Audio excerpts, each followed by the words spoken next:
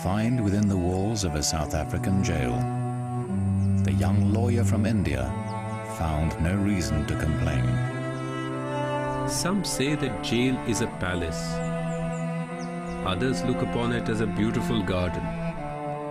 Some others hold that through the jail gates we shall pass from our present bondage to freedom. The year was 1907. The young lawyer from India was Mohandas Gandhi.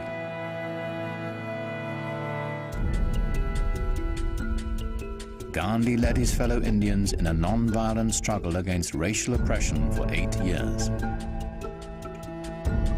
They marched into forbidden territory. They burned their registration papers.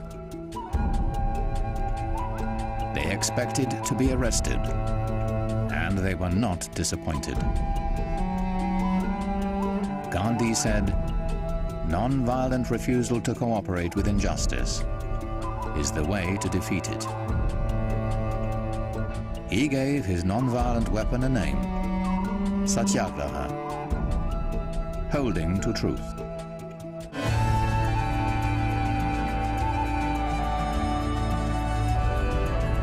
In every decade and on every continent, underdogs have taken up Gandhi's strategies to fight for their rights and freedom. Non-violence means fighting back, but you're fighting back with other weapons. The power that Gandhi discovered changed the 20th century.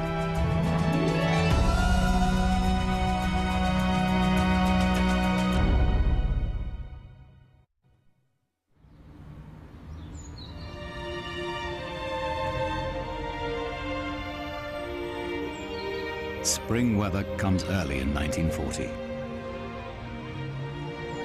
Adding to the illusion that tranquil Denmark can remain untouched by the war that is spreading across Europe. Danish government has proclaimed neutrality and reduced its armed forces by half. Denmark intends to remain at peace.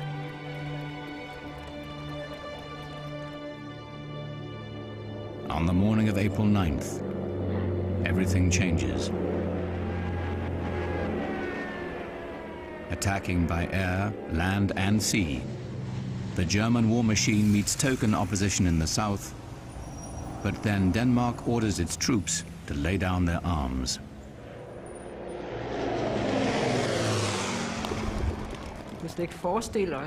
We could not imagine that it had anything to do with the war or occupation or anything like that. We flew out of our beds and looked out of the window. They were very close. Those Germans, they were always so noisy. Suddenly we realized that this was something very terrible. The invaders capture the headquarters of the Danish Army General Staff without firing a shot. Disbelieving Danes wander the streets, watching helplessly.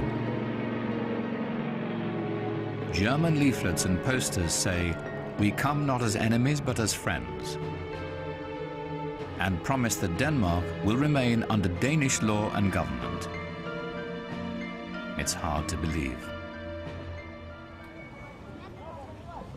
Hitler has occupied an entire country in under 6 hours.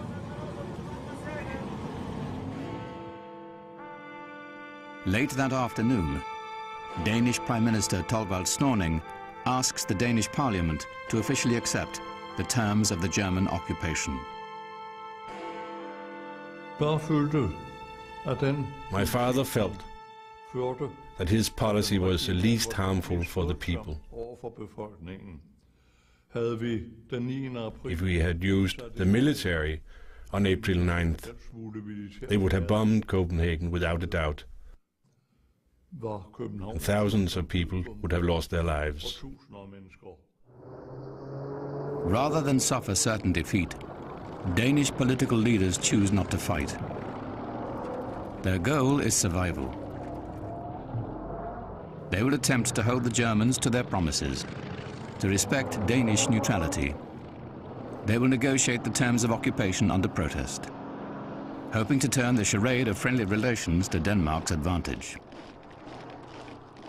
The king was in place, the parliament was legislating, the police was in charge of the law and order, the Danish courts were functioning, and the Jewish community was functioning. At the start, German troops are well-mannered and respectful. But their very presence is a provocation. Danes wonder, now that we have capitulated, what next? They have not prepared for a German occupation. They have no Gandhi. They have no resistance organization.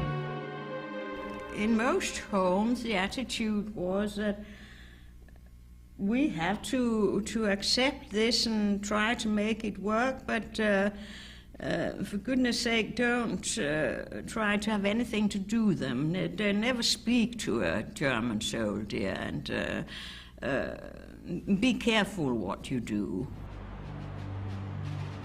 Danish cabinet ministers adopt a policy of resistance disguised as collaboration.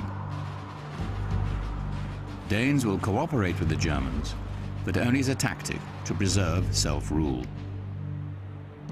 German demands will be negotiated by diplomats, delayed by bureaucrats, and quietly obstructed when possible. For many Danes, it's not enough. Denmark was humiliated, and the whole population actually suddenly felt that they had lost something of their dignity, something of their country's dignity. What were you to do? What could you do in this situation? You couldn't go out fighting. The fight was not there. So they gathered in the park of the city and sing national anthems.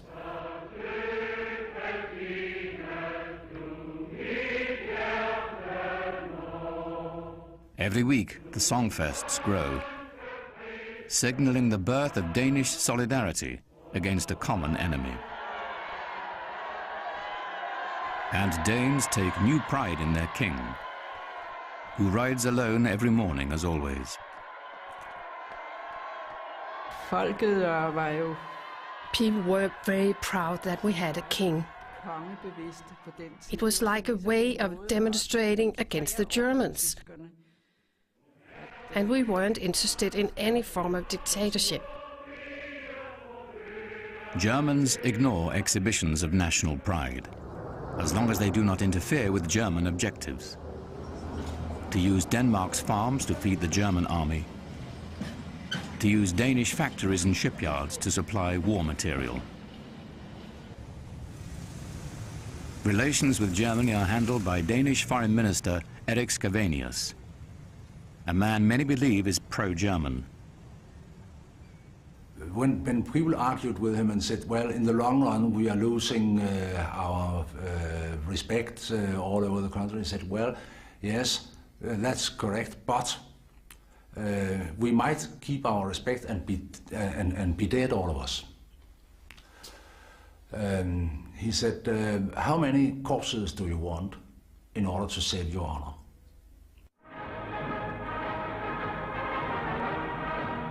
Scavenius wants the Germans to think they're getting what they want, to keep pressure off Denmark. In November 1941, he goes to Berlin to sign a treaty justifying the German invasion of the Soviet Union. When his photograph with Hitler is published in Denmark, outraged students take to the streets. After 5 days, Danish police restore order, but public support for the Scavenius policies is severely damaged. Underground resistance leaders condemn even tactical collaboration as treason. Their primary weapon is information. The illegal press reaches 2.5 million, Denmark's entire adult population. Uncensored news of the war, gathered from the BBC and other sources, fuels Danish hopes. And the illegal press also encourages active resistance of all kinds. Small-scale attacks, arson, the stealing of weapons from German soldiers, pouring sugar into gas tanks are the work of untrained high school students. They say, if the adults won't do something, we will. German authorities order local police to crack down, but patriotic young Danes are determined. I was very angry at the time. A lot of young people were angry. And we were angry that we hadn't done more, resisted more than we had. We later realized that it was a hopeless situation. But that doesn't change the feeling, which I still have, that we protected our country so poorly. In November, SS General Werner Best takes charge in Denmark. Hitler tells him to rule with an iron hand.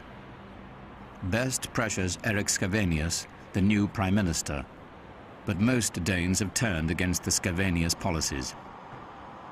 On BBC broadcast from London, a Danish political exile, John Christmas Møller, now speaks defiantly against the prime minister and calls for active resistance.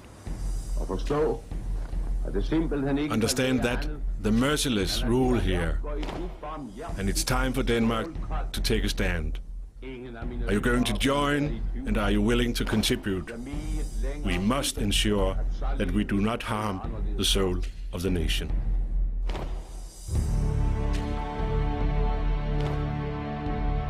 Spring 1943. The German occupation is 3 years old. A facade of cooperation continues, but popular loyalty is shifting to the resistance movement. By day, the government campaigns against sabotage. By night, explosions rock the factories and rail lines, cutting German supply lines at their source.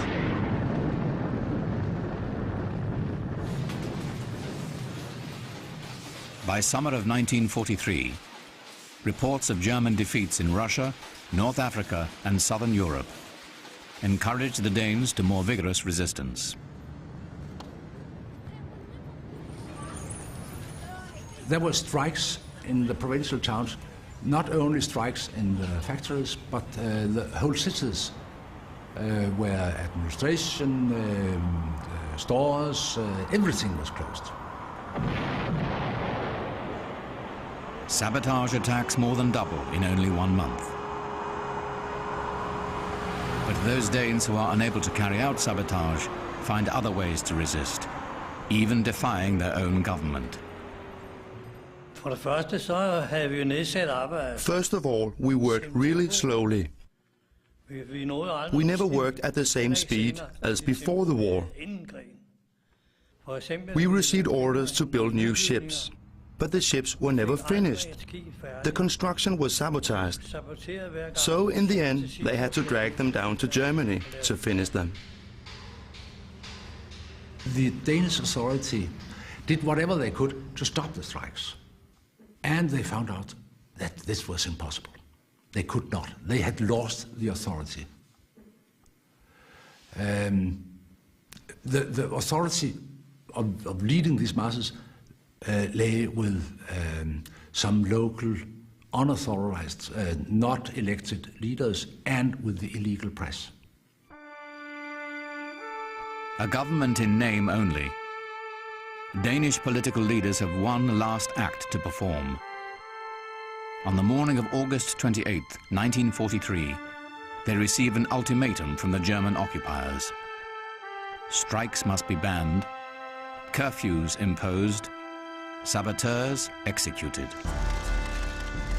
Denmark must answer by 4 p.m. Parliament debates the demands for 6 hours. Now, these were demands they could not say yes to. And then they told the Germans that they could not accept this ultimatum. Foreign Minister Scavenius and his cabinet resign. Parliament goes home. Denmark is no longer under Danish authority. Direct German rule, postponed for 3 years by the Scavenius policy of cooperation, descends on Denmark. The Wehrmacht occupies key facilities. Gatherings of 5 or more persons are banned. The new rules are brutally enforced. Now we knew where we were, two opposite parties, and cooperation had become impossible, so we would have to go our different ways, trying to make things work, of course, but there was no doubt now that they were the enemy and we were the occupied country. Just weeks later, they face their first crisis, when Adolf Hitler orders his commanders to impose Germany's racial laws in Denmark.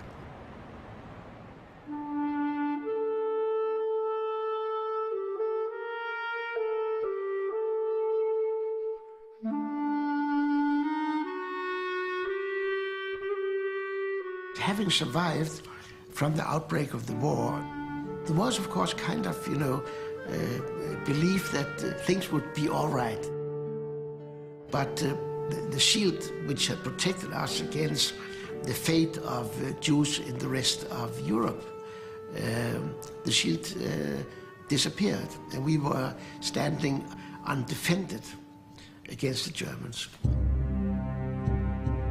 The German Gestapo has obtained a list of names and addresses for the 7,000 Danish Jews.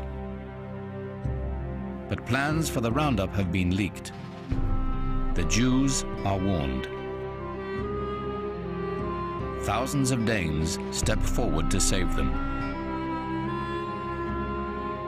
I remember the shock I got when the day I went to school and suddenly the headmaster knocked on the door and called me and another Jewish boy out of the class and told us, you better hurry up because your parents are waiting for you. You have to get out of your flat. The Germans are coming tonight. The roundup begins on the night of October 1st. But the Jews have been hidden in attics and cellars, in the churches and homes of thousands of Danes who have spontaneously taken them in.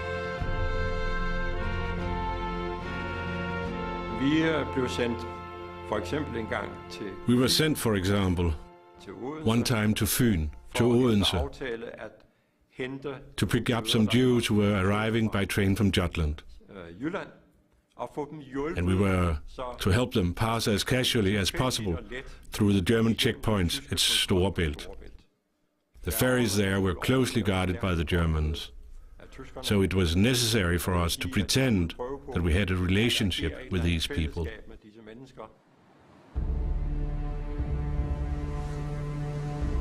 Their refuge will be Sweden, only a few miles across waters patrolled by the German Navy. They hide in forests and wait.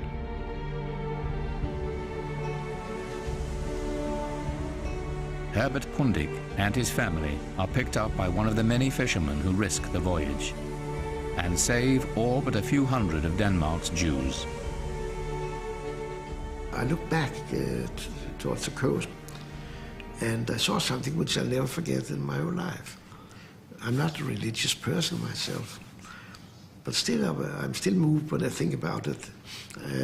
On this sandy beach, I saw the 3 persons, our, so to say, savior, his wife, and the wife of the fisherman, kneeling on the beach with folded, lifting hands towards heaven, praying for our safe passage.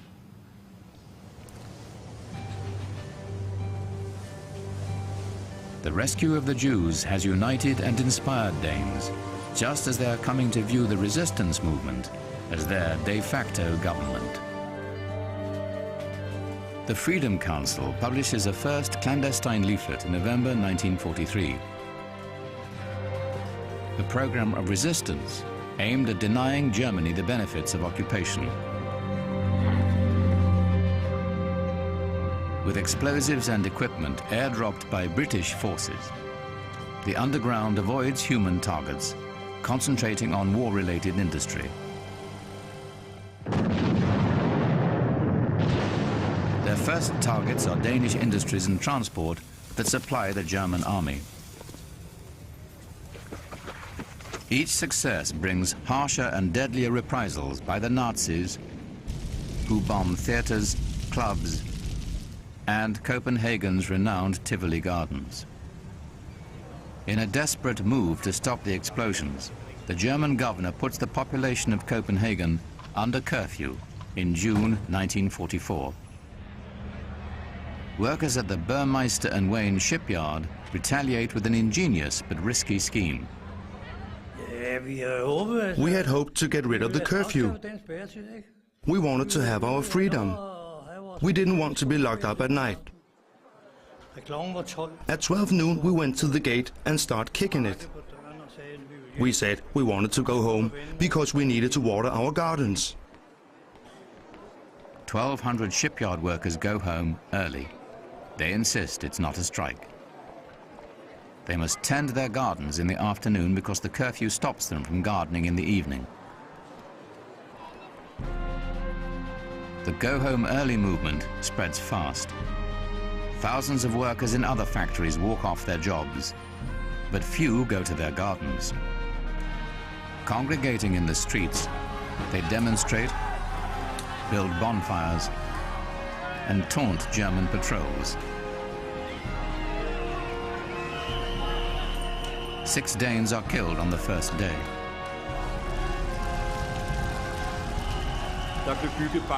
There were barricades in the streets. Everything was set on fire in the streets. All work stopped. No one wanted to go to work.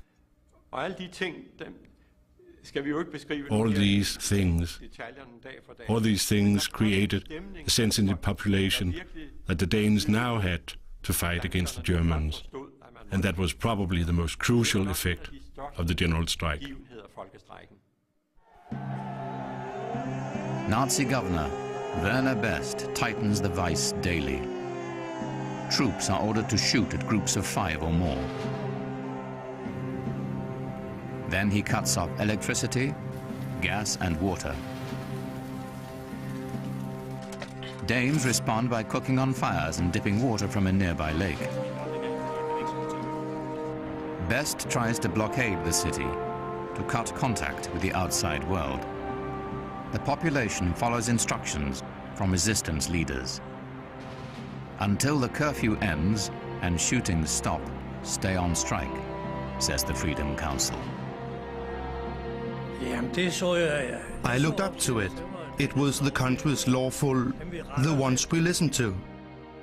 We'll be on strike until tomorrow at 12 o'clock. It was very, very clear to see. The people follow that. And precisely at 12 o'clock the next day, everything started up again. The Germans had great respect for that.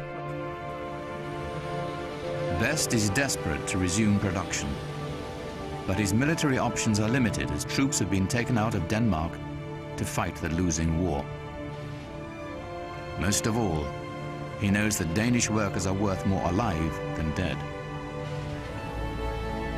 On the 9th day, Best concedes. He will end the curfew and withdraw his troops if the strikers go back to work. The Freedom Council issues a victory bulletin which ends the walkout. It declares strikes are their most effective weapon. Unwittingly, the Danes have adopted Gandhi's favorite tactic by simply withdrawing their obedience.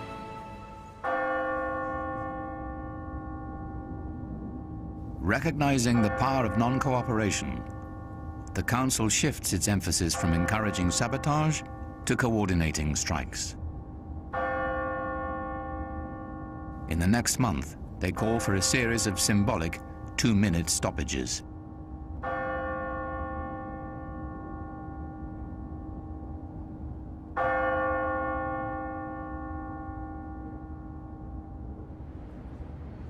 Denmark suffers through one last brutal winter, with shortages in fuel, water and food.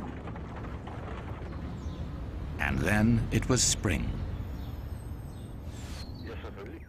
As was normal in those days, we gathered round the wireless to hear the message from BBC, and then all of a sudden the transmission was interrupted, and then came this wonderful message that the Germans had given up.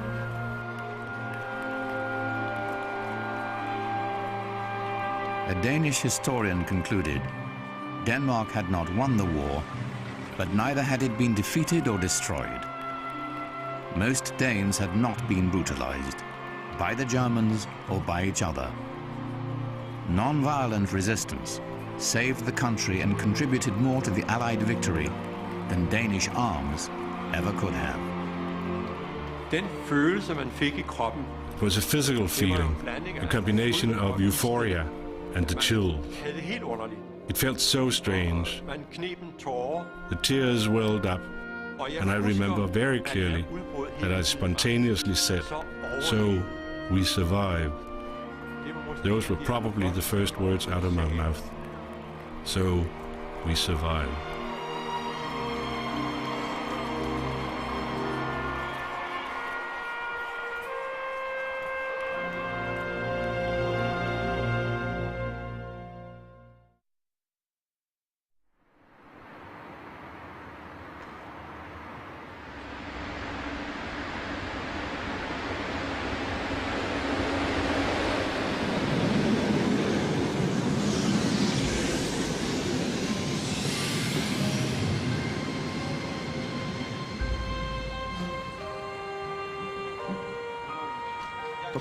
It was the right atmosphere for a strike. Before 6 a.m. we started distributing the leaflets. At any moment, I could have been stopped and arrested. So, obviously, I was afraid. Workers at the Lenin shipyard in Gdansk are angry enough to strike. Angry at recent price increases and the firing of a popular co-worker. But only a few realize their strike will pit them against the full force of the communist government in Poland.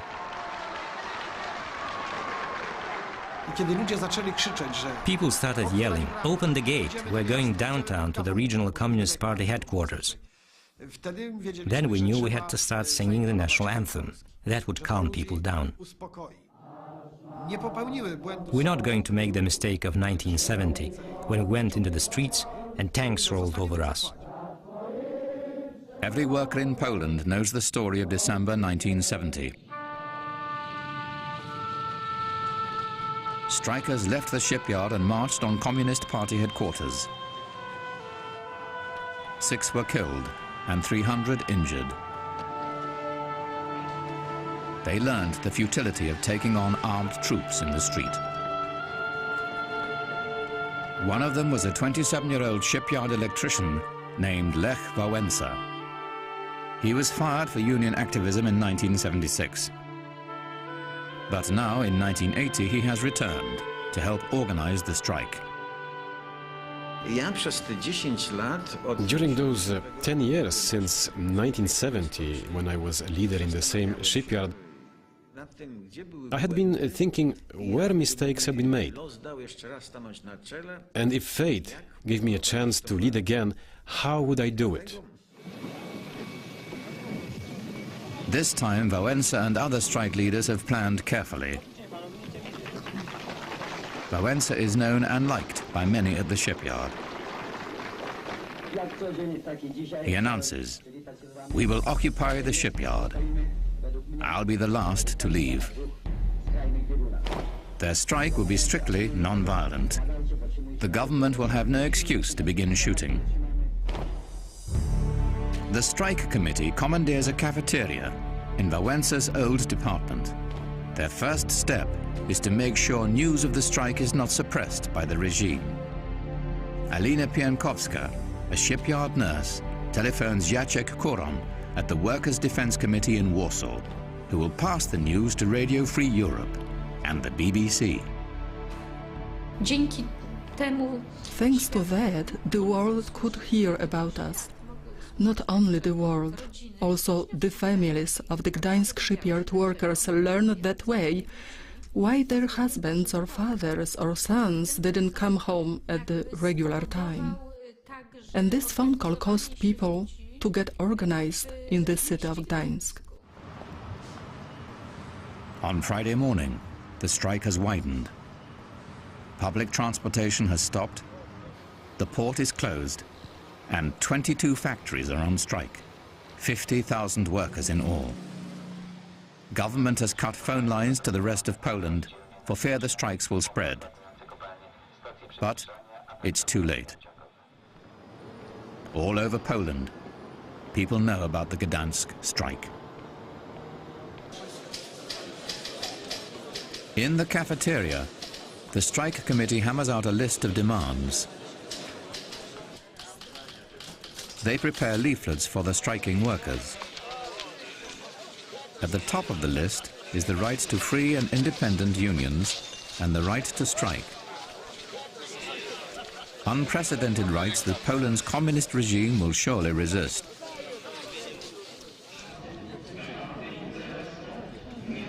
On Saturday, the shipyard director has received orders from his Communist Party superiors and is ready to begin negotiating. The shipyard offers generous wage increases and better working conditions, everything but independent unions. But when the vote is taken, management has packed the committee with party officials. The terms are accepted and workers begin going home. As thousands head for the gate, Anna Valentinovic, recently fired but now reinstated by the strike agreement, reminds them that their settlement has abandoned other workers who have joined the strike. What about those who supported us? There were 40 factories. What about these people? I felt ashamed and hopeless. What should we do? Alina Piankowska, the nurse, runs to the main gate and tries to stop the workers. A small crowd gathers to listen as she pleads with them to stay. If we really want free trade unions, if we really want any influence on management, we should act in solidarity with the others, that is, to continue the strike. Thousands have gone home, but a few hundred are persuaded by Alina's argument. They will stay the night to keep the strike alive. During that night, they take a fateful decision to form an inter-factory strike committee to represent all workers in all of Poland. This committee will magnify their force 1,000 times and create a base of popular power never before seen in communist Poland.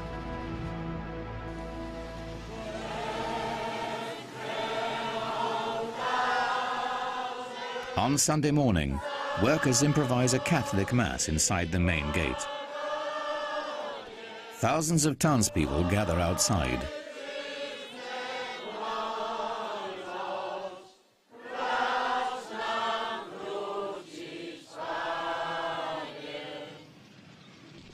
The gate is decorated with flowers, messages of support, and a photograph of the Pope, who is Polish. It's an unexpected show of support for the strikers.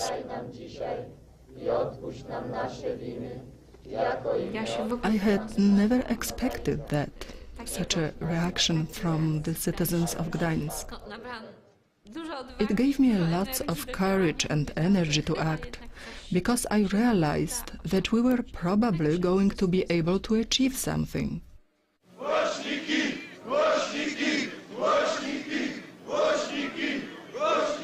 The Inter-Factory Strike Committee has published 21 demands, a document that has galvanized workers in other cities. One of them is a 27-year-old electrician at a tractor factory near Warsaw, Zbigniew Bujak. Suddenly we learned about the strike in Gdansk. We read the 21 demands. And as we say in Poland, we felt, literally speaking, like we caught God by the arm.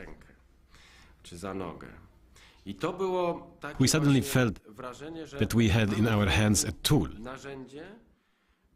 which, if we don't make a mistake, must produce some wonderful fruit. In Gdansk, the strikers who spent the weekend inside the shipyard have been rewarded. 15,000 workers now return and rejoin the strike. The Inter-Factory Strike Committee waits for a response to the 21 demands. While they wait, more factories join the strike. They steadily gain leverage over a system that has never permitted the existence of a power separate from the Communist Party. Everywhere, workers follow the example set in Gdansk, reducing risk by staying inside their workplaces. We are not going out of the gate, because there it is very easy for the authorities to provoke. Simply provoke and then introduce police and the military. So we wanted to avoid that. We knew about the activities of Gandhi, for example, or what Martin Luther King did. And we knew that these people, building the theory of non-violent resistance, they won. The second week begins. Strikers are publishing a daily bulletin called Solidarity and making preparations for a long struggle.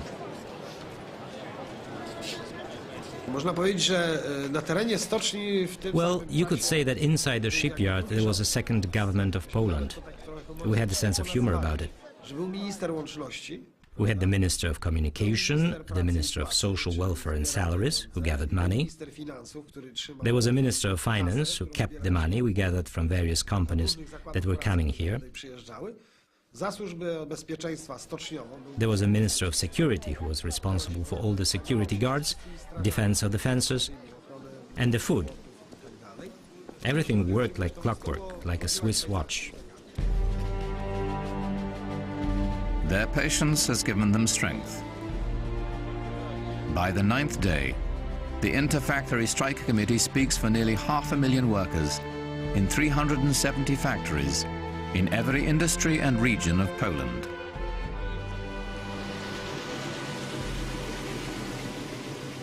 Government negotiators arrive at the shipyard. The long stalemate appears to be over. Jerzy Kolodziejski, provincial governor of Gdansk, was on the negotiating team. Some people were clapping, happy that here is the authorities, the province governor, entering the shipyard, starting the negotiations. Others were swearing, booing, calling me names. I had no doubt I was going to be the sacrificial lamb. Workers demand that all discussions be broadcast over shipyard loudspeakers. Polish news media must be allowed to cover the strike and talks. The government has come to the bargaining table after 10 days of stalling. It all backfired. It turned out that these 10 days were used by the strikers to strengthen organizationally, to strengthen the Inter-Factory Strike Committee, and to convince people that without negotiations with the committee, an end to the conflict is impossible. Mieczysław Jagielski, Poland's first deputy prime minister, faces Lech Wałęsa, a 37-year-old electrician. Jagielski is accustomed to microphones and cameras. Wałęsa describes himself as a simple worker, following his heart.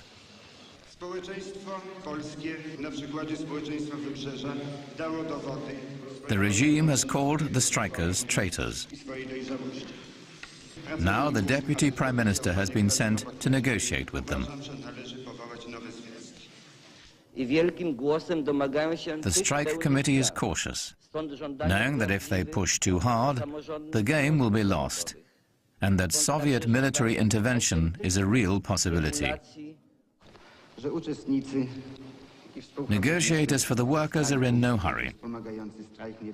Having seized the initiative, they go word by word over the language dealing with independent unions, brushing aside the government's eagerness to move on to other issues. Punkt po punkcie, po parę godzin każdy następny redagowali, albo, że tak powiem, przyjmujemy to, co powiedziałem i przystępujemy do realizacji.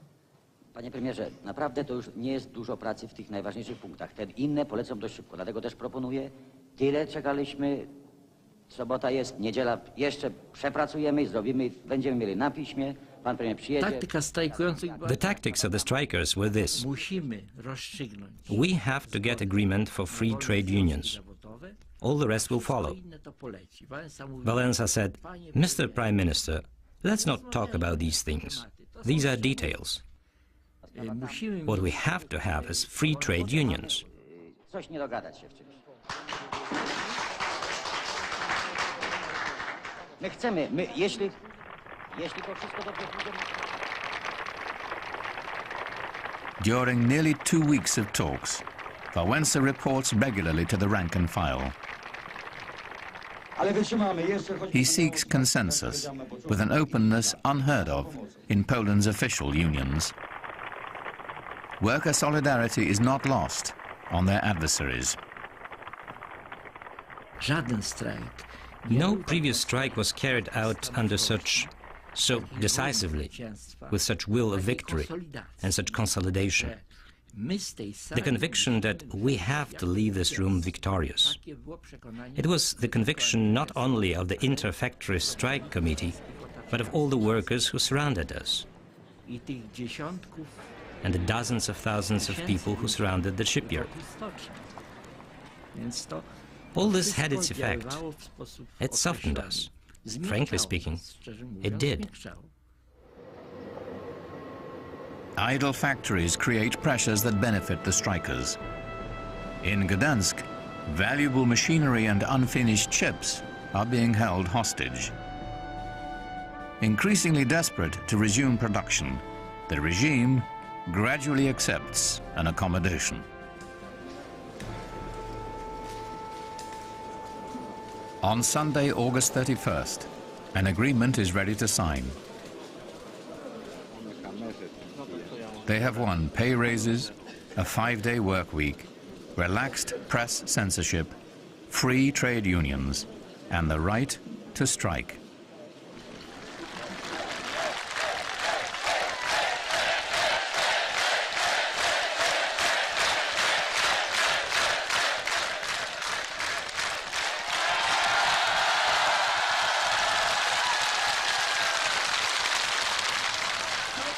Ja powiedziałem pierwszego dnia, że zwyciężymy i zwyciężyliśmy. Taka jest krótka prawda.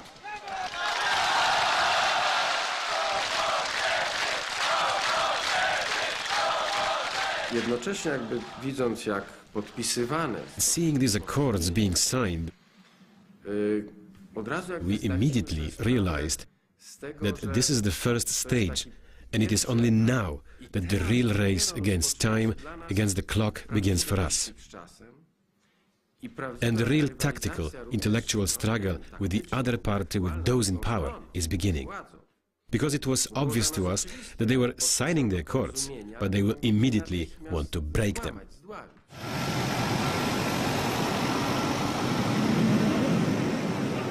The race against time begins as Wałęsa and Valentynowicz tour the country to celebrate their success, recruit new members, and create hundreds of affiliated local unions. In 4 months, Solidarity membership grows to 10 million.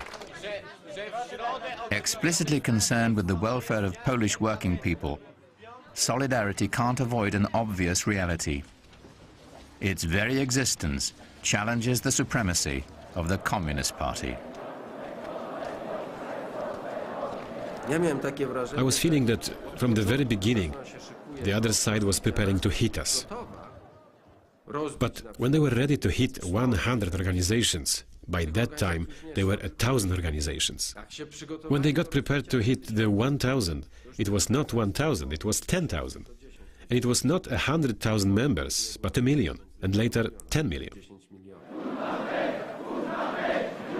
They must grow quickly, becoming big enough that when the inevitable backlash comes, solidarity will be too powerful to destroy. Union activists are harassed, their newspapers censored, offices raided.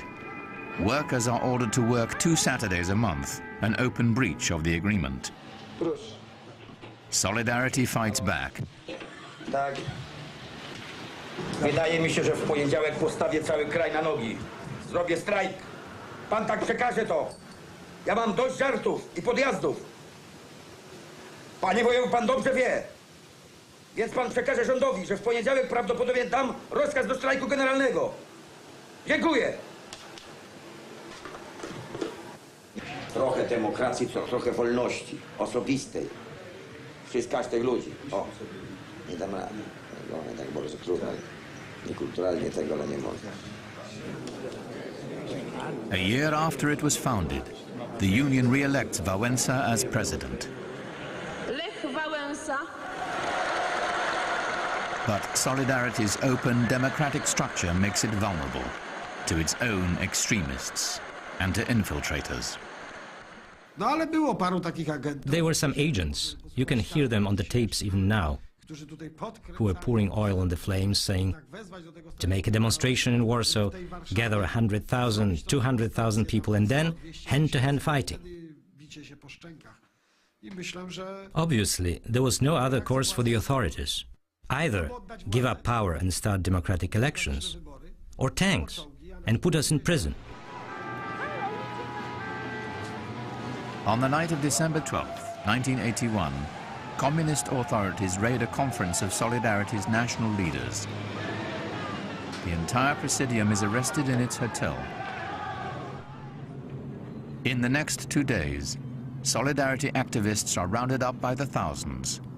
Martial law is declared on December 13th. At the moment when they hit us, I said this. Right at this moment, you have lost. We are winning. And you have driven the last nails into your communist coffin. Martial law is an admission that the regime has lost the people's consent. Relying solely on the power to prohibit, the regime has lost all ability to persuade.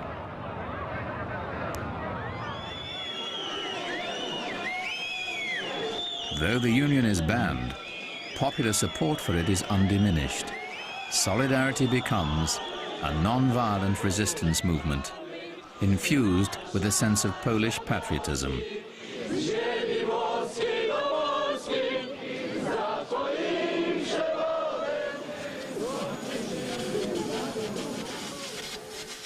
Stripped of a central leadership, Solidarity lives on in thousands of small organizations, too many to crush. An underground press unifies them as they both resist and ignore state power. I knew this was my method to fight.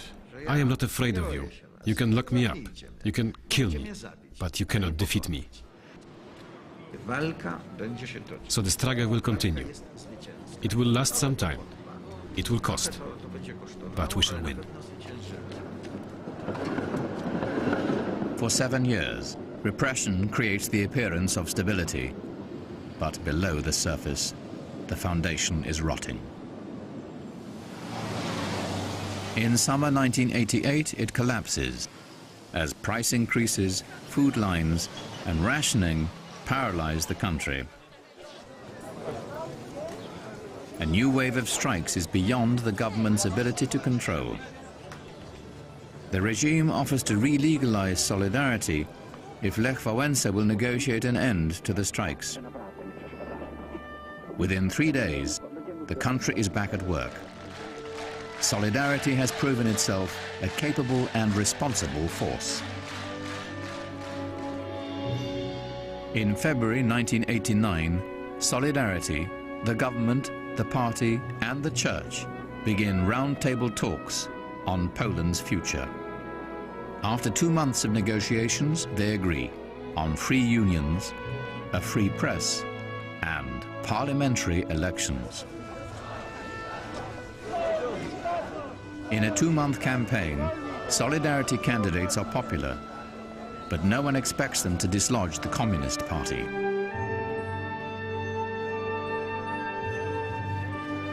On June 4th, 1989, Poland votes in the first open democratic elections in more than 60 years.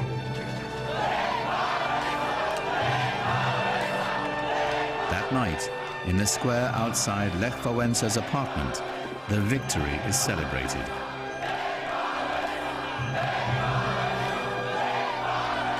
Solidarity has defeated the Communist Party by a margin of 10-1.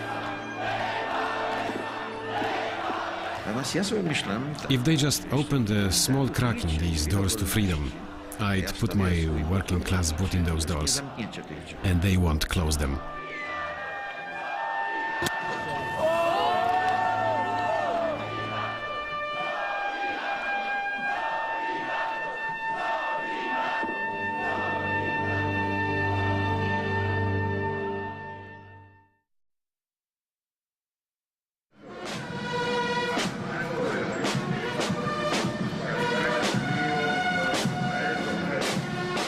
Spring 1983. For nearly 10 years, General Augusto Pinochet has ruled Chile unchallenged. We needed someone to dare to say to the dictator that he was a dictator, and to say that the dictatorship was a dictatorship, and confront it on its own turf.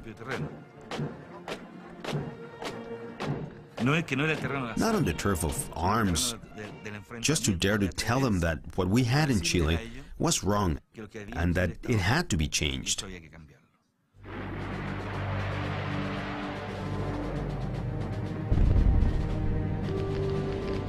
Pinochet came to power in a 1973 coup that left the elected socialist president, Salvador Allende, dead. During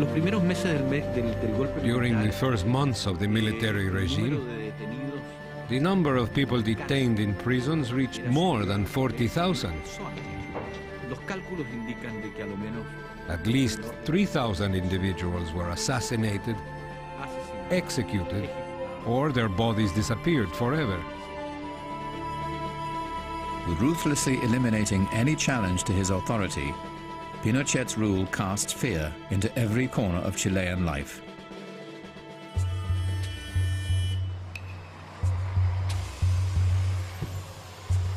It was a very permeating paranoia, and it was with everyone. Everybody had experienced some sort of oppression in their family, and they were very cautious. My husband and I would go to a social gathering, and he wouldn't introduce me to anyone. And I said, well, why won't you introduce me to people? He said, oh, we don't do that now. It's too dangerous. You don't really want to know people's names.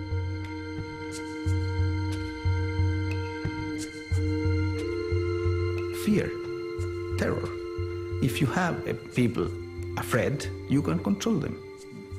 And Pinochet, if something he will leave in history, he's the man of terror. Executions, disappearances, and prisons keep the dictatorship in power for 10 years.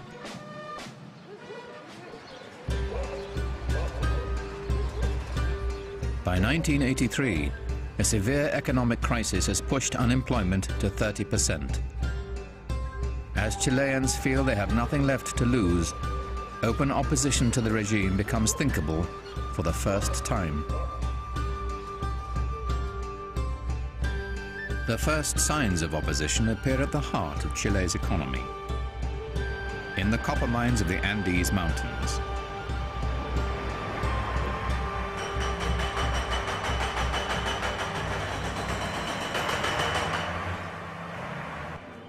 Miners are amongst Chile's best paid workers in the country's largest and most lucrative export industry. Their leader is 29-year-old Rodolfo Seguel, a payroll clerk at Chile's largest copper mine, recently elected president of the National Labor Congress. Seguel wants his members to take the first step, a nationwide strike. 10 years had gone by and nobody had gone out into the street. We had to see what reaction the country would have, and then to see if the country would dare to do this. Our goal was to open people's eyes and to tell them, we can do it. It is possible. We can do this.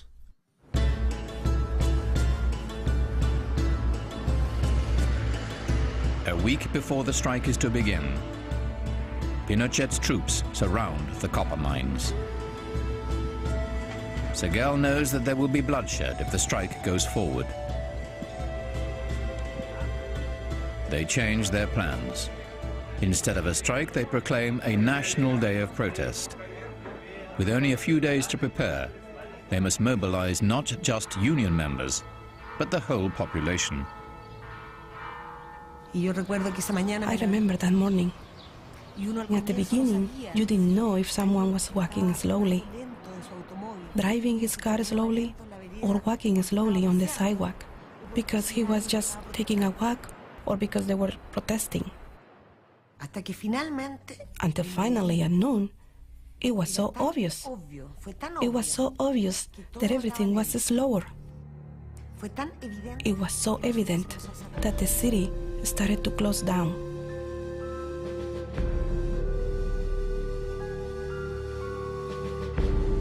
As darkness falls, no one knows whether the final overt act of protest will succeed.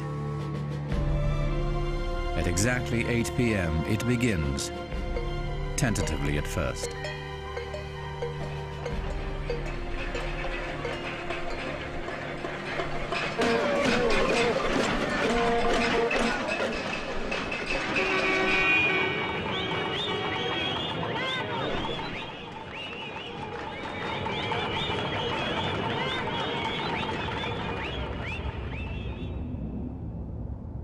And the next day, there was a sense of sort of, what did you do last night? Did you see it?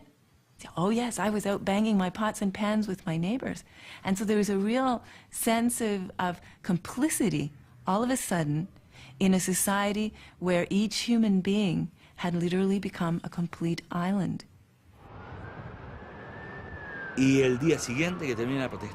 And the next day, when the protest finished, at the first meeting that we had, we decided to have a protest every month. And we did that during 9 or 10 months. Every month a protest. And that was chaos for the military regime, because we didn't protest with arms. That gave us more power.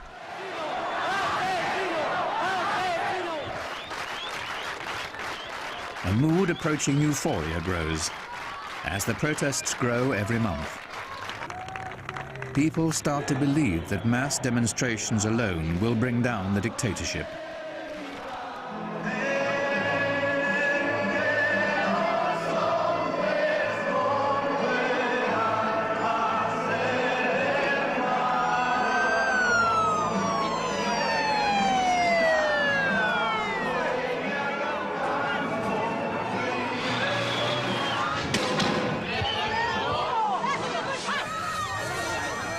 Mainstream opposition protests are strictly non-violent. Brutal police repression of the monthly demonstrations seems intended to intimidate, to stop the movement, but it has no effect. In early August, one day before the fourth protest is scheduled, Pinochet installs a new interior minister, Sergio Harpa. Harpa is instructed to begin a dialogue with the opposition. In a contradictory gesture on the same day, Pinochet deploys thousands of troops in the streets of the capital. An ominous prelude to the next day's demonstrations.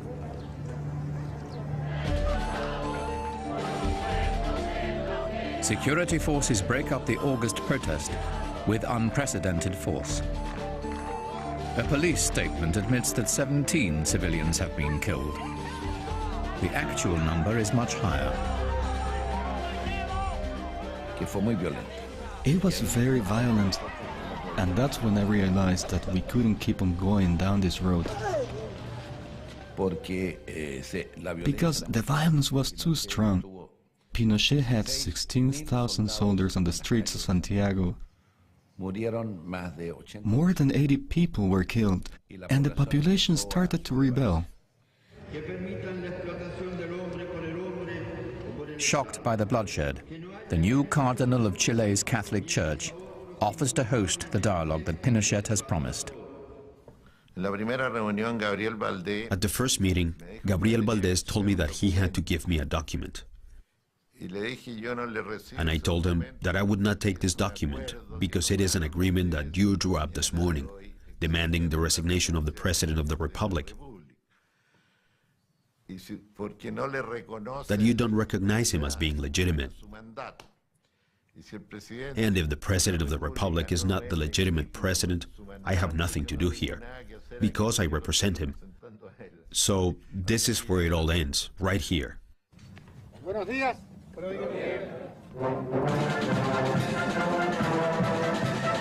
As Pinochet celebrates his birthday in November, he has stopped Sergio Harper's meetings with the opposition.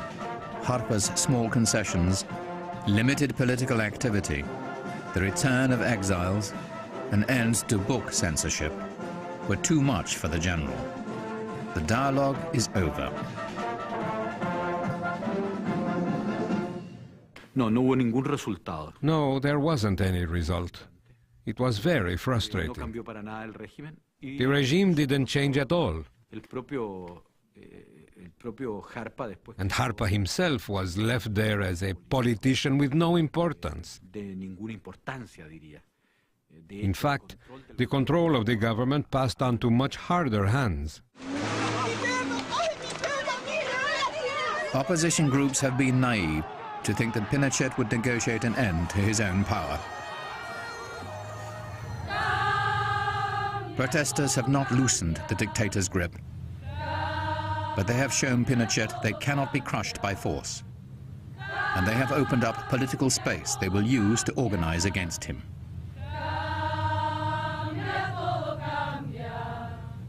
Viva Chile!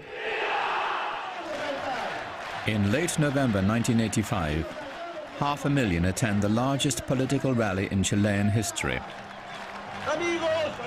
Gabriel Valdés speaks for 11 opposition parties and the Catholic Church. The National Accord, formed to lead a non-violent transition to democracy. Valdés warns, if we don't support the National Accord, we are heading towards civil war. In Chile's poor neighborhoods, the poblaciones, a low-intensity war has already begun. Hard times have fallen hardest here, making fertile ground for Chile's Marxist and Communist parties. Not many have personally taken up arms, but the ideology of violent revolution is accepted. The regime sees the poblaciones as enemy territory.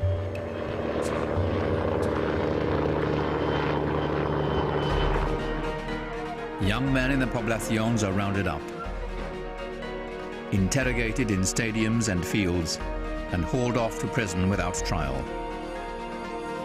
Hundreds are never seen again.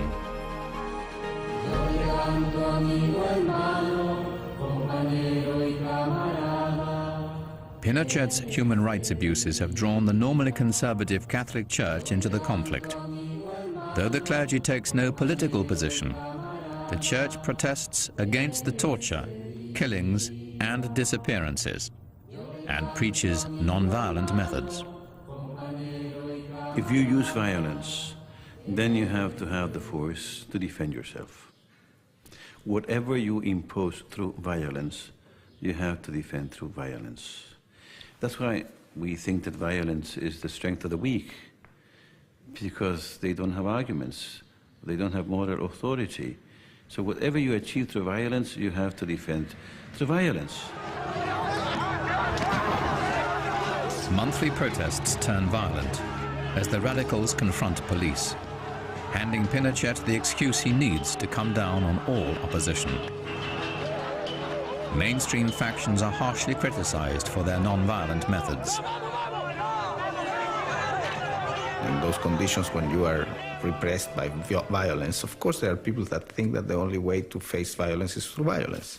But that was, in our understanding, absolutely out of any possibility of succeeding. In late summer of 1986, the prospect of full-scale civil war becomes real. Chilean intelligence uncovers a cache of arms in the northern desert and traces them to a guerrilla group affiliated with the Chilean Communist Party. Markings show the weapons have come from Cuba. Pinochet says it's proof that his opponents are preparing a revolution. A few weeks later, heavily armed guerrillas attacked General Pinochet's motorcade on a remote mountain road. State news media report that 5 presidential guards have died, but do not mention Pinochet.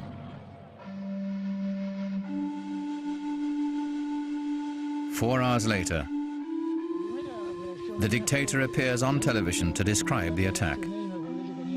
He appears unfazed by his narrow escape and returns to the presidential palace with his customary swagger.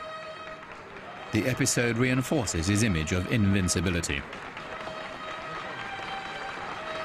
It really polarized, I think, between, are we going to go for a really serious attempt at armed struggle, the way we've seen in Central America, with a huge toll on human lives and suffering that was part of that?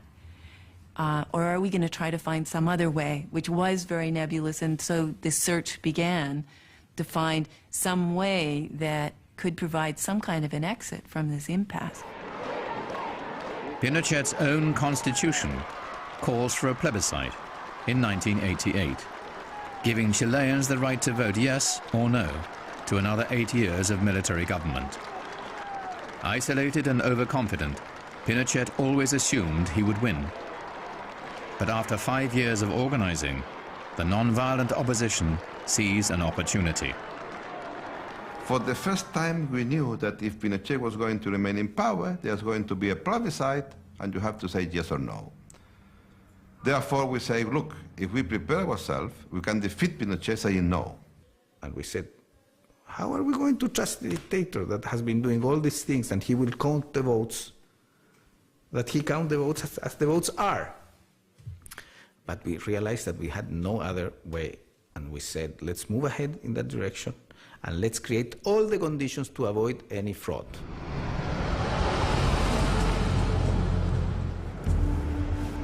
Thousands of volunteers take to the countryside in a door-to-door campaign to convince Chileans that they can vote no without fear of reprisal, and that the results will not be rigged. They are greeted with suspicion and skepticism. To create the appearance of a fair vote, Pinochet and the generals write new election laws. Any opposition party that can collect 35,000 signatures will be allowed to have poll watchers, a critical factor to prevent vote fraud, and be given 15 minutes of television time every night for 4 weeks before the voting. And I said, look, if you register, I'm going to be on TV. And the day that I'm going to be in TV, I will say to Mr. Pinochet that he has to go.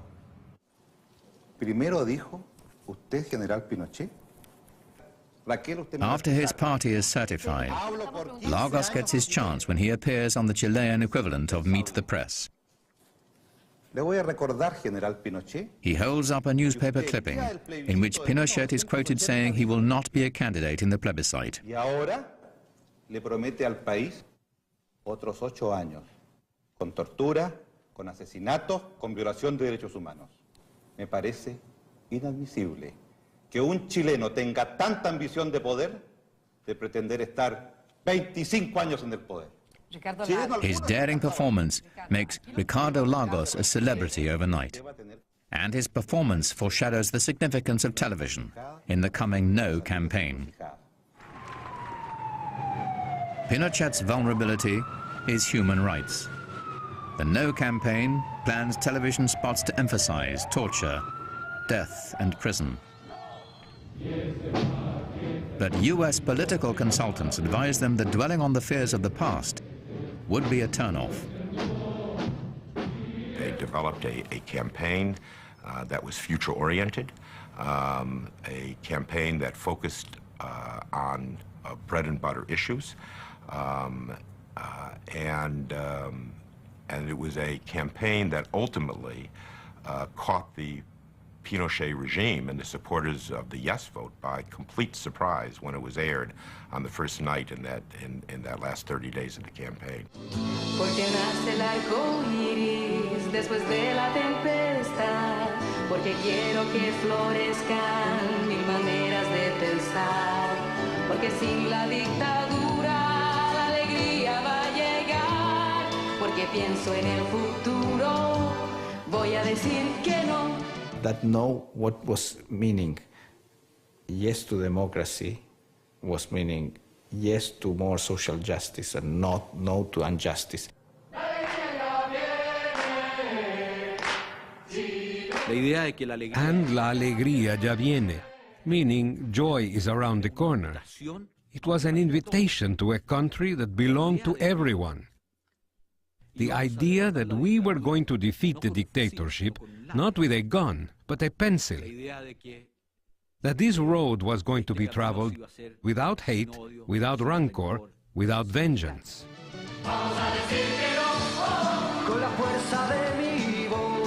On television, the No campaign is a sensation. Images of a bright future without Pinochet. The TV spots earn credibility with skeptical viewers, with compelling references to the suffering inflicted by the dictatorship. People used to rush home to watch those spots. I used to rush home to watch those spots. It was like, 15 minutes where, they use real words to say real things, Torture is torture, and it happened here. And after all these years of denial, there it was for the first time on television. Poverty exists. Buenos días, don Aníbal. Deme dos marraquetas. Little old ladies don't even have enough money in their purses to buy a tea bag for their afternoon tea. Voy a llevarte también. ¿Cómo no? ¿Dos bolsitas?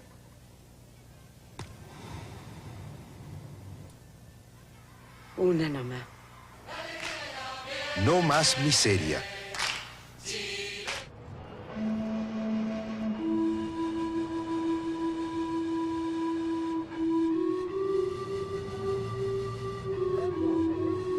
La información de este minuto para el diario de Cooperativa dice que a muy pocas horas de que se inicie el plebiscito en Chile,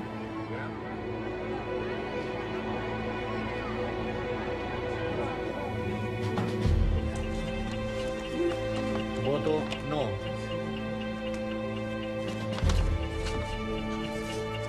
No. Voto sí. Sí. No. Opposition poll watchers now perform a parallel vote count based on sampling techniques. By fax and telephone, the numbers are fed to computers in Santiago. By early evening, they project the No has won decisively. A small independent radio station announces the results. Ensconced in the presidential palace, Pinochet says nothing. Suspicions of electoral fraud grow as hours pass with no announcement of the vote tally. At midnight, Pinochet's Navy, Air Force and police commanders enter the palace. General Fernando Matei, Air Force commander, tells reporters, it appears the No has won. A public statement that warns Pinochet to accept the defeat. Within seconds, his remarks are on the radio.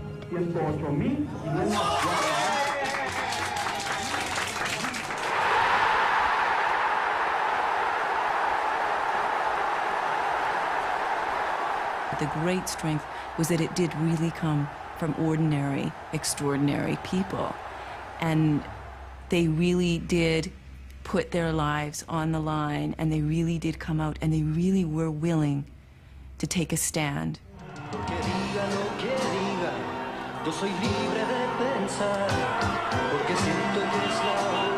I think that we in the world, we really live on power. And what we would like to is to live on authority, personal authority, moral authority. When you act based on power, well, if I have a gun pointed at me, I'm going to say whatever you think and you want. After you take your gun off my head, I'm going to do what I want.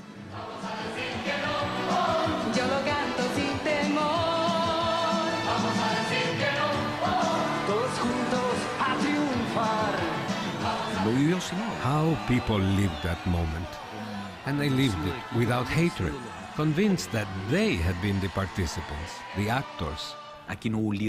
Here there was no charismatic leader, no guerrilla, no vanguard that would say, I did this. The sense in Chile that night was that they had done it themselves. How many? 7 million.